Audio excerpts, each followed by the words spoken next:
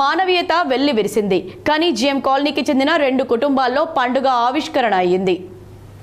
గోదావరి కనికి చెందిన 2 కుటుంబాలు కిడ్నీ వ్యాధితో బాధపడుతున్న డయాలసిస్ పేషెంట్లకు ఆపన్న హస్తం అందించారు.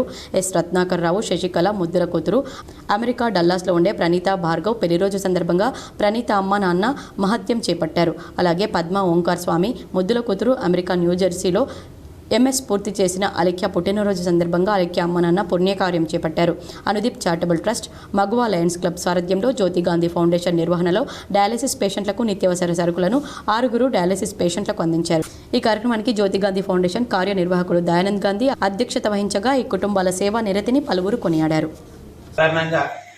మానవీయత అనేది గోదావరి పారిశ్రామిక ప్రాంతంలో కార్మిక క్షేత్రంలో ఆవిష్కరించబడుతున్నది.